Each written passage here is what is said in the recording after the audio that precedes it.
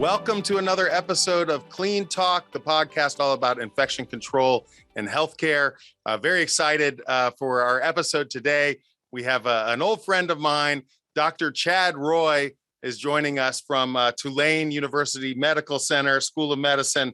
Dr. Roy is a professor of microbiology and immunology, and he's the director of infectious disease and aerobiology at Tulane University School of Medicine. Dr. Roy, welcome to the show. Thanks so much, Brad. It's great to be here, and I can't wait to get started. Well, I really appreciate you joining us today. I know this is going to be an exciting episode. We have really some innovative, new, game-changing technology to talk about. But first, Dr. Roy, I know you have a long experience career in infectious disease. Can you tell us a little bit more about yourself and why you're on the show today? Sure, Brad. So, and thanks again for having me on and inviting me on. So now that we're living in the world of COVID in this pandemic time, it feels like my career has been building up to this point. I really do. Now you've made it. You're on Clean Talk. Right. I've spent a lifetime in my career studying transmission of infectious diseases. I first started actually with the U.S. Army for a number of years at Fort Detrick at the Institute for Infectious Diseases, where I was a principal investigator in the Center for Aerobiological Sciences. And there I worked with high consequence pathogens, the things that thankfully are not in our communities, but are an effective warfighter. And we were working on vaccines and therapeutics to protect them. So it was a mission-driven place. I was very proud of the time that I was there, and it really started my professional career, not graduate student career, but professional career in infectious disease research. I was there for nearly a decade and then moved down to Tulane University in New Orleans, in the New Orleans metro area. And I've been here for 15 years. And it's an absolutely wonderful place to, we're rooted in infectious disease here at the university. That's the basis of Tulane, a lot of where Tulane's origins are from. And the enterprise here, the research enterprise, has allowed me to focus on transmission science, the study of how infectious disease can transmit in the air, and kind of an area that it's not lost in infectious disease, but it's kind of a black box in how we understand it. Some of our diseases we know are transmitted by aerosol, for instance, like tuberculosis, and then others that are preferentially transferred in the air, such as influenza that we deal with every year, and the ins and outs of it, the use of animal models, and then vaccines and therapeutics and how we test those. So just a whole big bucket of all kind of interesting stuff that I've focused on for the last couple of decades. Oh boy, it makes me feel old. Well, we know we've got the right guy on the show. You're talking our language here, so we're really excited to get to it. And we are going to talk about masks today. But first, maybe we can give a little context. You know, we're all living in the COVID world. What do people need to know about the COVID world? And I guess in some ways, we've always been living in a coronavirus world. But what can you tell us about vaccines and the technology that we're using to address these cross-contamination pathogens? Yeah, so really great segue, Brad. So, in infectious disease and microbial communities and organisms, and it's all about context. It really is. And I have either the appreciation or the burden of understanding that just in our air, every day, we breathe in hundreds of thousands of microorganisms, thankfully, the vast majority of which are not infectious, mostly fungal organisms that we can't see. They're highly respirable. They're out there in the world. And our immunity over the past 100,000 years or so has built up to where it protects us against infection, and that kind of thing. With the advent of this emerging pathogen, SARS-CoV-2, that has been the causative agent of the pandemic that we're in, it's one more coronavirus there's a whole family of coronaviruses, hundreds of them. Thankfully, only a couple are pathogenic in humans. So meaning that it can cause an infection if you breathe in a certain amount of that pathogen. So the transmission, the part that moves it through the air, is a very chaotic, but it's also a very biologically plausible way that happens in these aerosols. So one of the things that I was joking yesterday when we were talking about this a bit is that there may be conceptually, because we can't see any of this, this idea of individual virions, individual viruses floating around in the air, and we're breathing those in. It's not quite the whole picture. Viruses, bacteria, fungi, and different bioactive components move around our environment as aerosols. It's just the ones that are very, very small. We're talking about the micro world that we live in. We can't see with the human eye, or componentry in these bioaerosols that we encounter every day. And so when we think about measures, either engineering controls that are in place or masks, which we're going to talk about a little bit more in depth, those are agnostic to what they're blocking or what they're capturing, meaning, it'll capture bacteria, it'll capture, and it's more about the geometries of those aerosols than the actual componentry of those aerosols. COVID, the disease that's caused by inhalation and exposure to SARS-CoV-2, the virus, is one of those viruses. It just happens to have evolved as a human pathogen in a natural way, and so I think that's the main focal point. That's what I worry about on a day-to-day basis, and understanding the transmission, why this is so transmissible, why is it spreading around the globe like it is, and the underpinnings of that, and why haven't other coronaviruses that may be evolving to the human host done the same thing? What makes this one special? And so those are the everyday things that we worry about, that we do experimentation on to try to understand that for tractable ways to help us through this and get us through that. So you mentioned the ways to get us through this, and I guess the ways that we're all familiar with are vaccination and wearing masks. Let's talk a little bit about both those subjects. You want to give us a little insight on vaccines and how effective they are, and why they may or may not work all the time for different people. Yeah, absolutely. So we start with vaccines, and I won't spend the whole, although I could easily spend the whole time on it. Oh, I know you could. It's a fascinating area, and that we have a medical countermeasure, a vaccine this early in the emergence of a pathogen is nothing more than magical. Technical miracle. To actually access. So as everyone that's listening knows, vaccines work by stimulating your own immunity, your own personal immunity, and your own immune response. The vaccine, and especially the new mRNA technologies that this one is platformed on, anneals, it melts in your body after about 36 hours of being injected. So it's gone.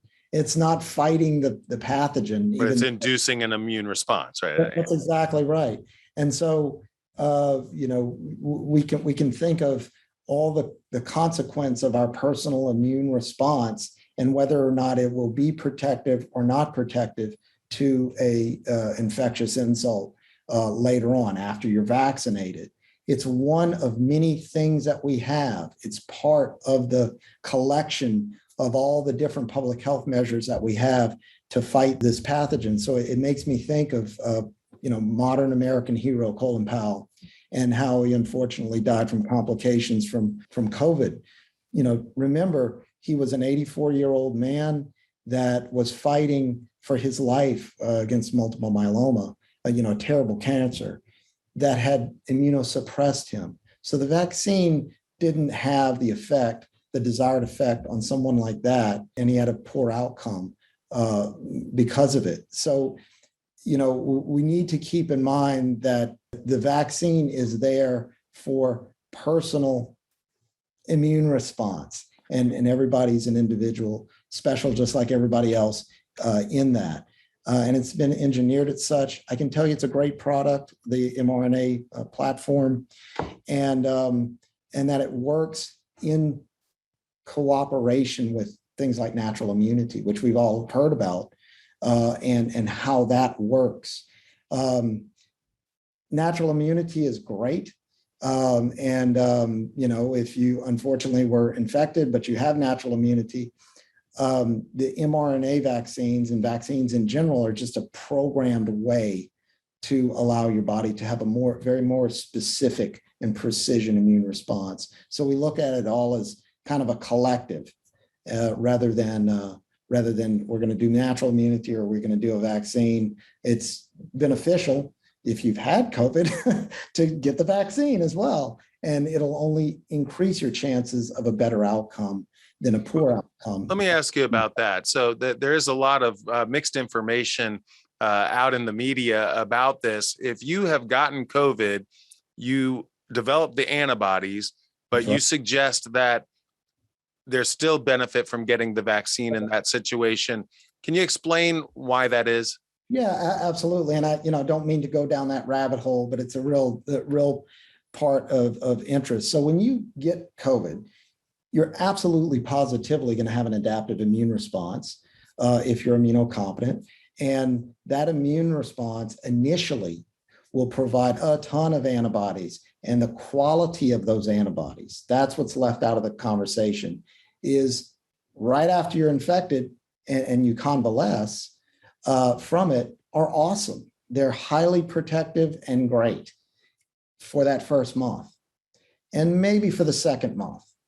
But there's a waning of the neutralizing capacity of those antibodies, meaning as a proportion of all the antibodies that were generated by your body, the ferocity of neutralization of virus that may show up as the days go on wanes. And it wanes a lot quicker than an immunization, because an immunization by this vaccine will give you neutralizing capacity of the antibodies that are formed for a longer time. Now, how much longer is it? It ain't much, but it's better than natural immunity on the kind of the out months of this. Now, keep in mind why this isn't the same situation as, say, chickenpox or measles to some extent that gives you lifelong immunity, right?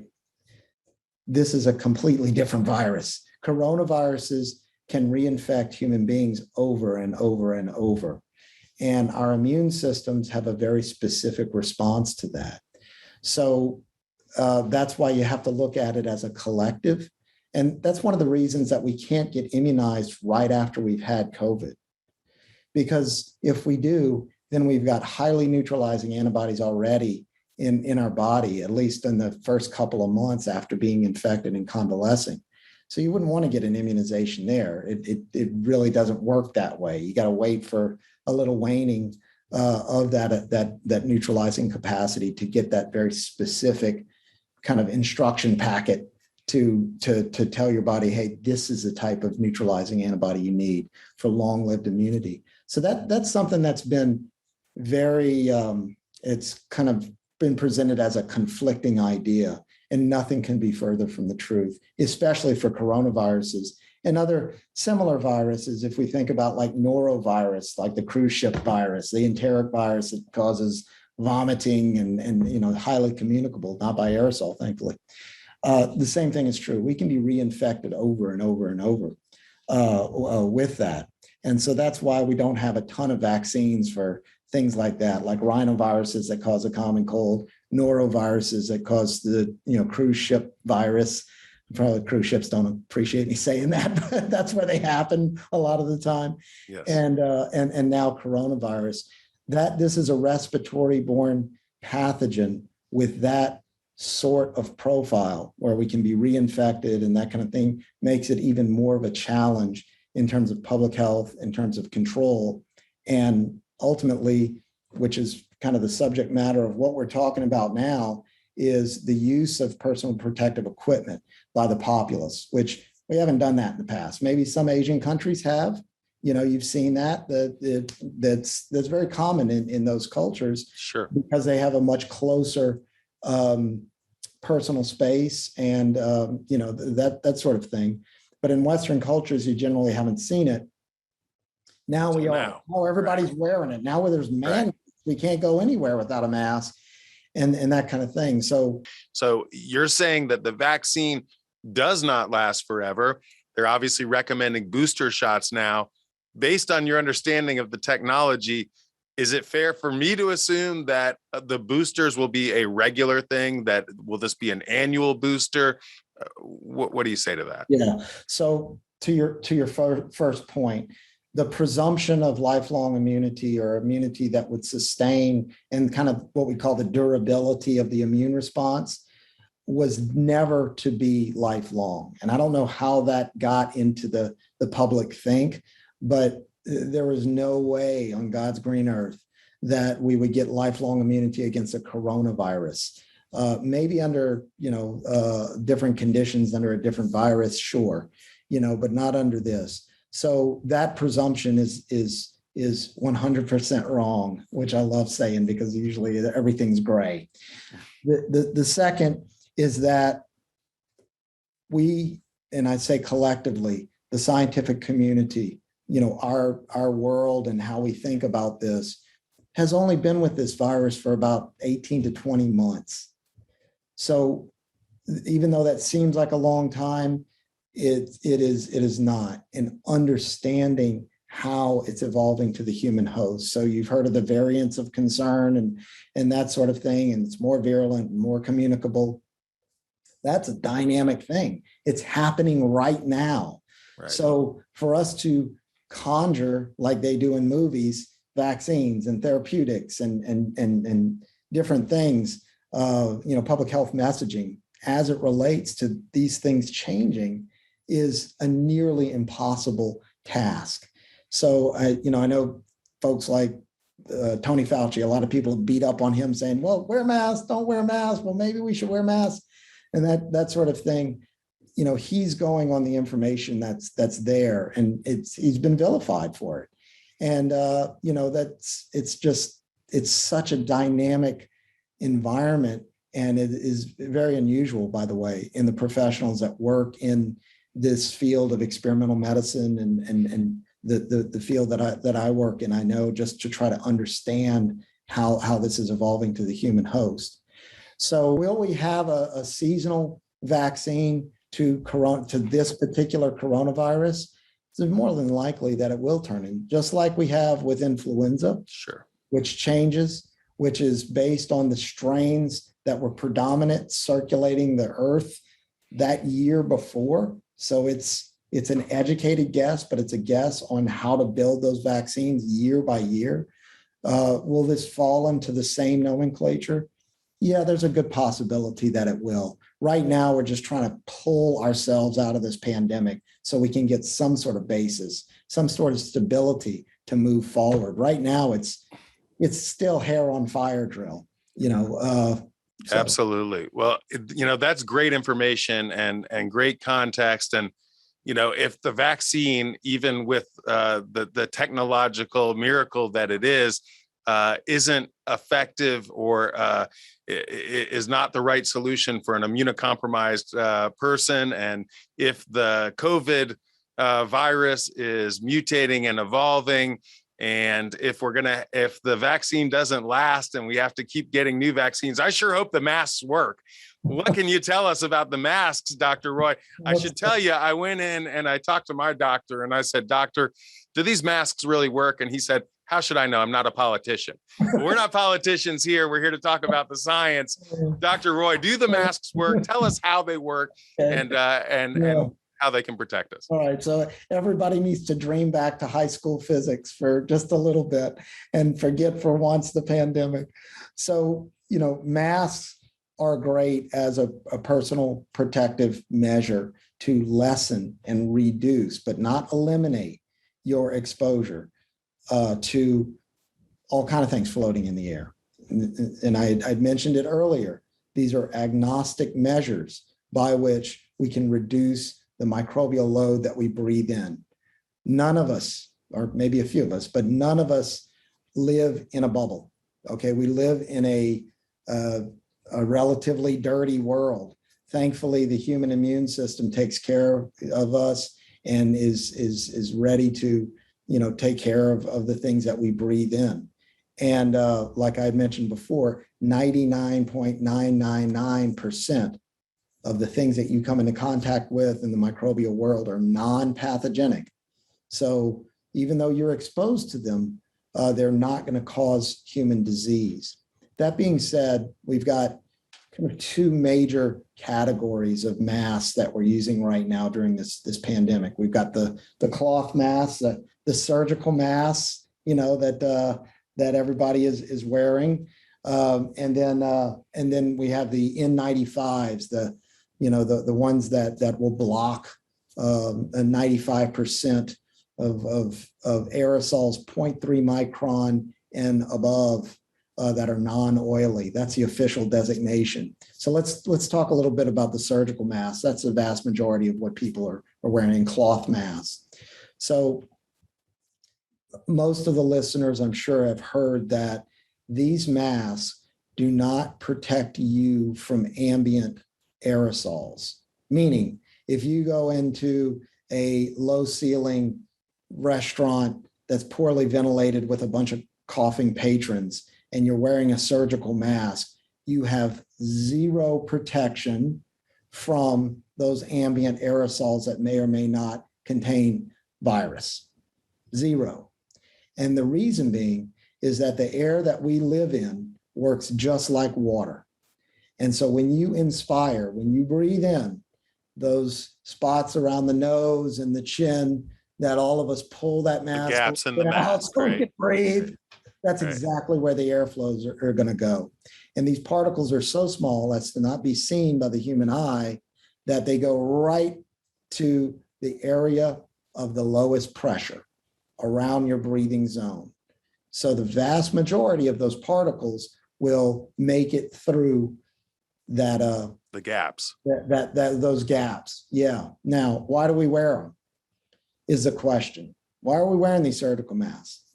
And the answer is to protect your fellow man or woman from you if you are sick, especially with this pandemic, because now we know there's breakthrough infection. People can be infected and subclinical, but still breathing out replication competent virus. We know that, okay? As well as subclinical people that are subclinically infected, like young, healthy people. And so their immune system is more robust than yours, probably Brad and mine, as people that are sophisticated, right? Not older, but sophisticated. And so your expiration is at high velocity. And so a human being will generate a exhalation that just for a microsecond, it'll reach 90 meters a second. It's incredibly high, just for that exhalation, even though you don't even really realize it. It's and not conscious. And when you do that, it pushes air and exhaled breath particles out, and it pushes it into that surgical mask because it can't make the turn to get to those areas of lowest pressure and escape that mask. So let me ask you this. Yeah, so sure. Dr. Roy, I'll share a Florida man story with you. I was actually scalloping with the family. We pulled up in the boat to a restaurant, and I noted that no one was wearing masks. This was the height of the pandemic. And the guy in the boat next to me said, "Boy, you don't catch mosquitoes with a chain link fence." Now, that's a little bit of a redneck analogy, but is it appropriate here? You mentioned that the masks protect up to 0.3 microns or above 0.3 microns. Isn't COVID smaller than 0.3 microns? Yeah, so we're getting to that, and that's okay. that's the N95. So we're still talking about cloth masks and surgical masks. So when you exhale, that mask does a pretty good job of catching the majority of particles and kind of impacting into that mask, as it were, from that violent exhalation that you have, or a cough or things like that.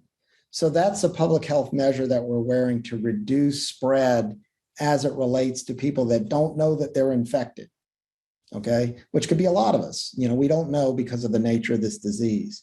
But other than that, it has got minimal to no protective capacity to ambient aerosols.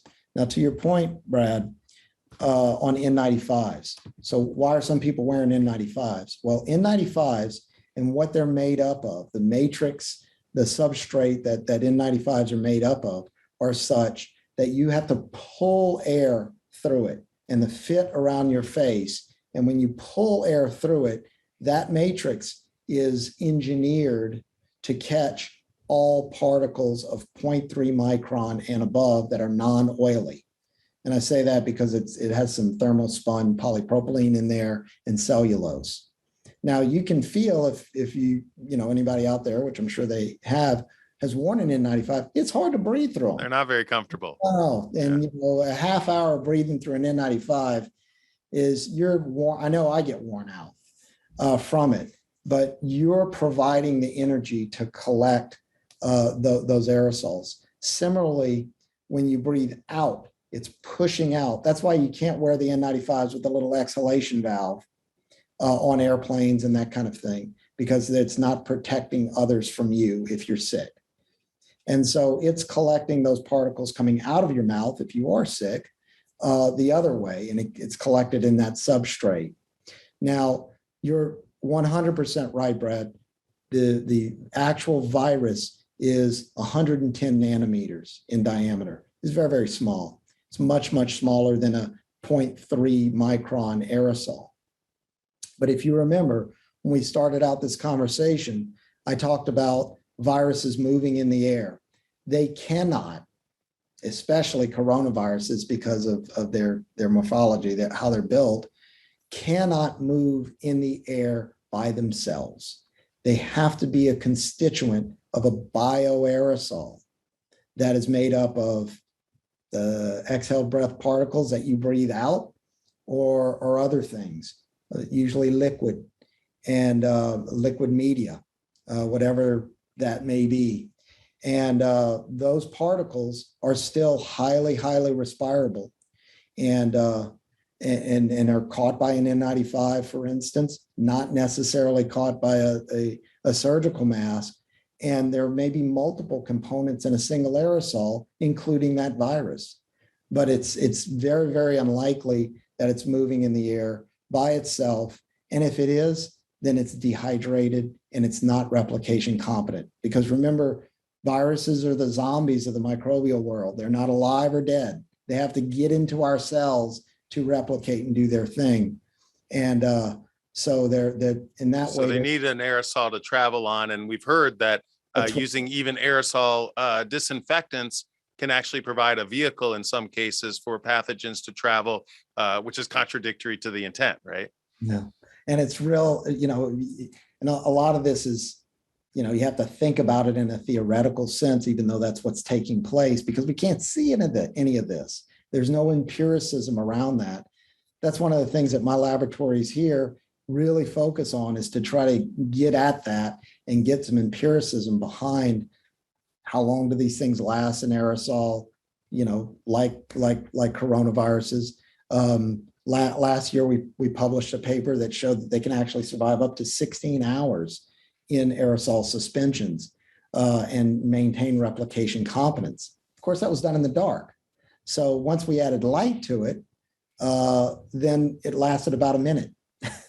Well, Dr. Roy, I know we have a lot more to cover on masks, and I'm actually really curious because I read a lot of the mask studies, probably all of the mask studies, and they all seem to have a footnote saying that their testing doesn't account for humidity. And if these pathogens require aerosol to travel, don't we need to be accounting for humidity in these tests? We're going to come back to that because I know I really want to understand how this testing is done, and that'll lead us up to the discussion about the mask innovation that I'm very excited about. But first, we have a couple of questions from our community here. And these are relating back, I guess, to the virus itself and vaccination. We've got a question from Don Prisby, and he asks, is the development of variants of the original indefinite, or does the virus eventually die off, i.e. alpha variant, delta variant, et cetera? Oh, what a great question.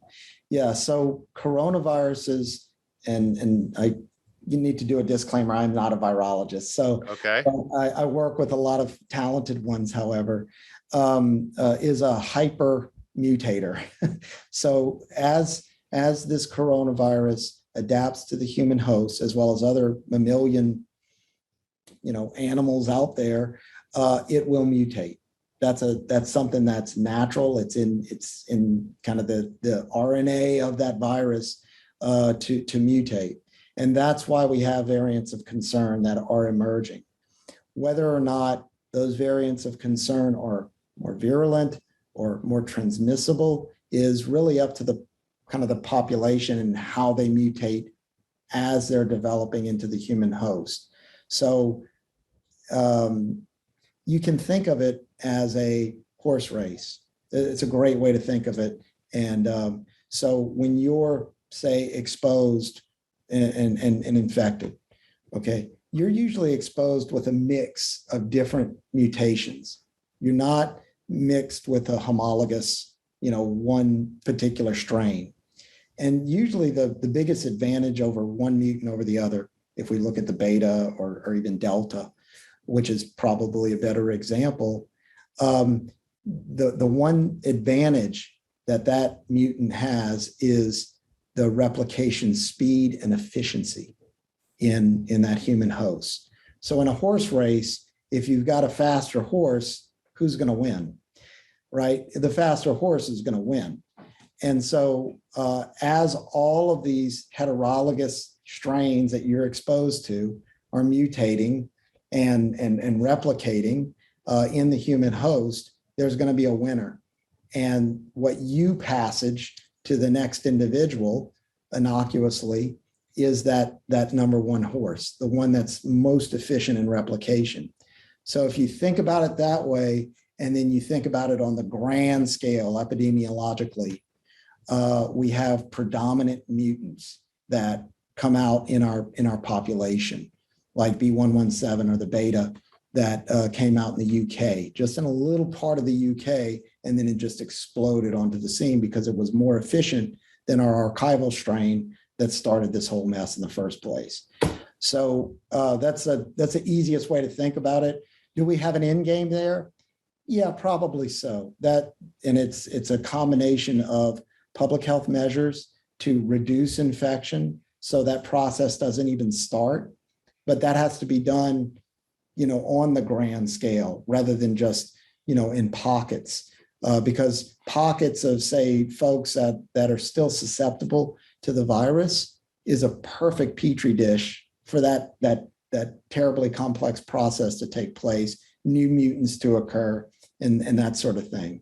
I mean, make no mistake, it is out and out war with team human and team virus. It depends on which team you're on. I read that online and I thought it was a great way to look at it. That is a great way to, and I like the horse. Team human. I like the horse race analogy. I don't know if you know it, but we have a racehorse named Seal Shield. That's another story.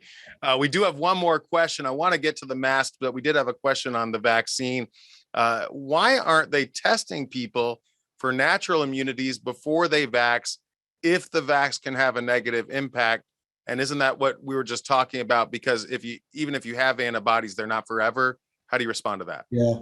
So if you have had COVID, that is one of the questions that you're asked before you're vaccinated. At least they should be asking you that.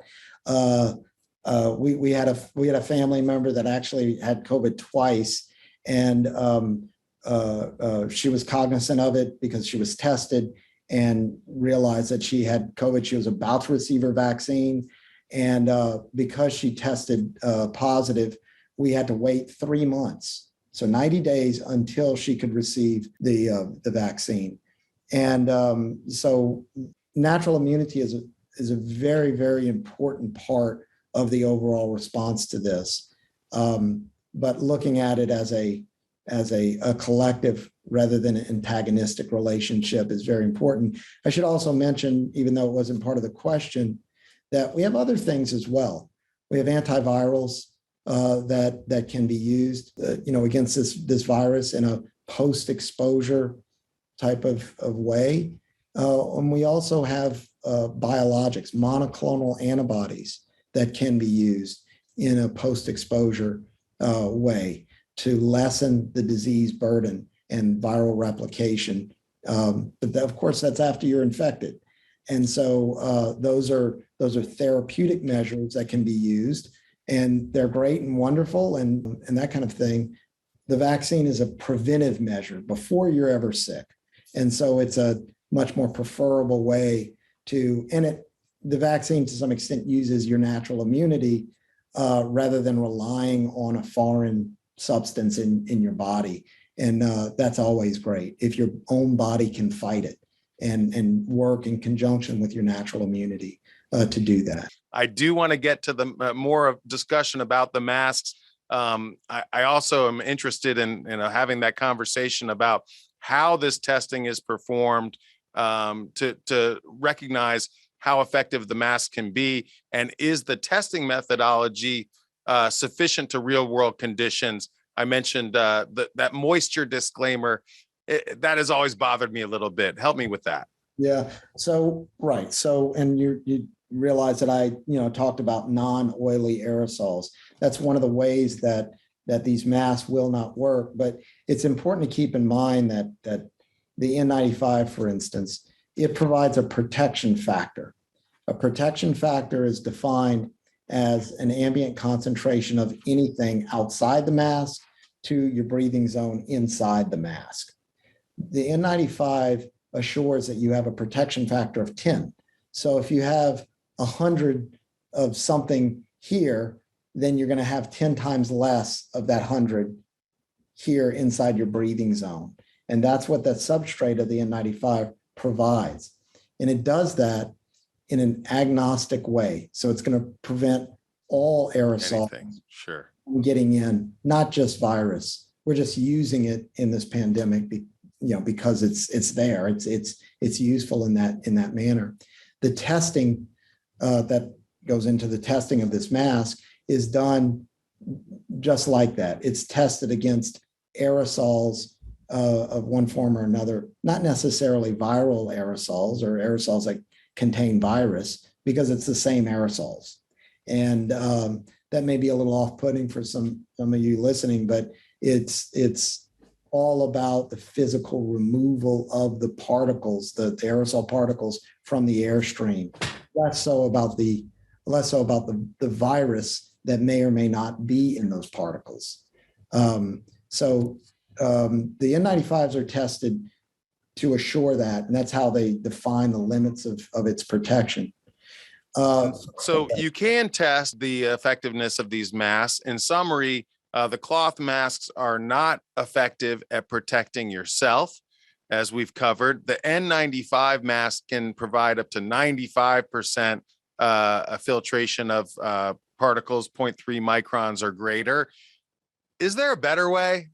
Let's talk about the emerging technology that you've been working on, because I know I've been teasing that out to our listeners for a week now, and they're all tuning in to find out about what's next. What can you tell us about the emerging innovations in mask technology? Sure. So there's, it's real cutting edge stuff, I got to tell you, and I'm just so fortunate to be part of the testing part of it.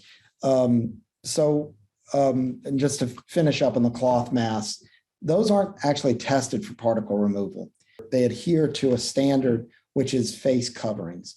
Face coverings, all they need to do per the standard that they adhere to is not hurt the wearer in any way, shape, or form. So it has very, very little to do with particle protection and that kind of thing. For a couple of minutes, I'll describe this new technology. And it's a great segue into what I was just talking about, which is physical removal of particles. So electrostatic precipitation is a method by which, through ionization of the air, through a coronal emitter, we can make particles charged in such a way that they can adhere to a oppositely charged plate. Okay, this technology has been used in industry for smokestacks and to knock down particulates for many, many decades, but it's used on the grand scale. This is, major flows, these big smokestacks and that kind of thing. I'm working closely with a company, a small startup company that has effectively micronized that principle. And they've micronized it enough and engineered it enough to fit into a respirator. And so what that does, this micronized electrostatic precipitator, is it agnostically charges that air, which you inspire, actively inspiring, and it effectively removes nearly all the particles at a rate that is consistent with or exceeds the protection that one would get from an N95. So 95% or more particles are removed. And in the case of some of the testing I've done, 98%. So a superior result. And I assume that is a more comfortable mask to wear and people can hear you talking, right? It's physically open, right? It's the particles are being attracted, right? That's absolutely right. So that's the really good part of this technology, is that there is no pressure drop at all in inspiration or expiration, by that matter. So you can breathe, people can hear you. What a great mask. Yeah, that's what I said. So I was testing it in the labs and could not believe that this was engineered to where, and I see one of the comments that says, "How big is this thing?" So it's not a stormtrooper type mask. No. So they've actually engineered it to where it's quite small. And it's about the size of an N95. It has a power source on it, so it's a little heavier, but the componentry has really shrunk to where it fits on the face relatively comfortably, and it's powered similar to, and some of the ways that they've engineered it, your phone. In addition to no pressure drop as you breathe through this. And it's collecting those particles, is that you can monitor it because it's Bluetooth to an app on your phone. So you can really take control of your protection. So so the N95 in this kind of technology just pales in comparison, because you kind of know it's working, but there's nothing to indicate that it's working or otherwise. You're pretty sure of it, but this is a whole nother level for monitoring your own health. If you know that you have 100% protection and you can breathe freely. Another aspect of it that's interesting is that it's clear. So you can actually see the mouth, and which is so nice, because when we wear these masks, you can't see people speak. And so there's all kind of technological advancements that I think are just so neat. And I know I'd wear it. Well, I'd wear it too, but we may have to wait a while, right? So this is new technology being commercialized now, but coming down the road, and it's going to be a viable option for us as an alternative to the masks that we've all come to know and not love so much. Absolutely, Brad. And it's part of our milieu now, the masks. And I think it will be for quite some time when our next emerging pathogen comes. And if we can have another attachment, accoutrement on our person in times when we need it, when we're at high risk. And I'm not talking about outdoors, because in my opinion, no one ever should wear a mask outdoors. Well, I think that's a great segue, Dr. Roy. We have a couple other questions that have come in about the masks. One of our viewers asks, from the data you've studied, what type of protection are kids getting when wearing masks in school, and how effective are these bring from home masks that the kids are wearing all day? I think we've addressed that, right? It doesn't protect them at all. That's exactly right, Brad. Just to remind everybody, the kids wearing masks, and the big fear there, and I think why our public health leadership has asked that, in certain cases children wear masks, is that they can be subclinical spreaders of this disease, Right. even And though not they're necessarily not. recommended for vaccination. So, That's right. Yeah. right. The kids wearing masks is hit and miss. The practical side of things is that it's very, very difficult Sure. to have that done. But you're exactly right on that assumption. They're not getting protected. They're just trying to protect others from your child, say if he or she is infected. Yeah. We have another interesting question too, coming from Don Prisby, and I know I've seen this. I'm sure you've seen this. We happen to work with quite a few germaphobes. I don't think that should come as a surprise to anybody. And I've seen one of the folks in our office wearing several masks at one time. Don asks, some folks in air travel wear a cloth mask covered by an N95 mask. Is that extra protection? Is it a good idea or is it excessive? The double mask wearing. The double mask. Yeah, and again, this is my opinion. Absolutely, positively not. There is all that's doing is stressing your respiratory system, period. That's great information. I don't know how that got started, or the maybe somebody had a good idea on why to do that. But it's just, there's no reason. If you're wearing an N95, it's going to the best you can do, right? Ambient and exhalation. If you're wearing a cloth mask, it only protects others from you, period. There's no synergistic effect. Now, but correct me if I'm wrong, an N95 mask is giving you the highest level of protection available in a mask. But if you have a cloth mask alone, then two cloth masks can provide more protection because of the weave, or no? Am I off on that? Maybe a little bit. But remember what we talked about in terms of how air moves like water. It's not protecting you anyway. Yeah, it's right. It's all it's doing is stressing out your respiratory system. That's good information. We've dispelled a myth there. I appreciate that. And people also need to remember that any of these personal protective measures that we're talking about, the vaccination by that measure, and girding yourself with biological armor against this. It's not an elimination of the risk. It's only a reduction of the risks. So there, especially as long as I've been involved in infectious diseases, that's been beat into my head that there's no such thing as zero risk, and everybody should be, very clear about that. So cloth masks, right, not protecting the individual. N95 masks providing up to 95% protection, but this emerging technology in the ion masks, superior in protection and also superior in comfort and wearability. We have another question. How much would this mask cost? I'll field that one. The product hasn't been commercialized yet, so we can't tell you exactly what it would cost, but it's significantly more expensive than a disposable mask. Is that correct? Right. That's right. So it becomes a tool. And so as such, it's rechargeable. I know a little bit about it. I've been working closely with the company on this. And so they're looking to develop it as something that you would carry around, not necessarily your phone, but that kind of quality tool that you would use. So definitely not a disposable mask, not an N95 mask by that matter.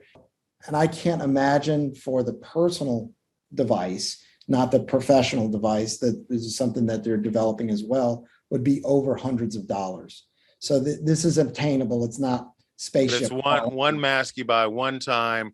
I assume you can clean it regularly, you can recharge it, and you're getting a greater level of protection without so many of the downsides. So USB plug-in and running times of hours, not minutes, and that kind of thing.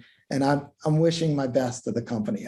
I really hope that they can bring this technology forward, because I know I'm excited about it. Well, I'm wishing them the best too. And if you're in our community and you know of an infection control innovation that you'd like to talk about on Clean Talk, you can reach us at cleantalk.online to be a part of our community, or you can call us here at Seal Shield, 87 Seal Shield. That's 877-325-7443. If you'd like to watch our archived episodes, go to cleantalk.us. Our guest today has been Dr. Chad Roy. Chad, this has been a fantastic discussion, really interesting stuff. I really appreciate you being on the show today. And be sure to tune in next week to Clean Talk when our guest will be Christian Davis. Christian Davis is a certified infection preventionist and an expert in infection control technology. Join us next Wednesday at 3 p.m. Eastern Time and every Wednesday at 3 p.m. Eastern Time for another episode of Clean Talk. Until then, I've been your host, Brad Whitchurch, reminding you to keep it clean.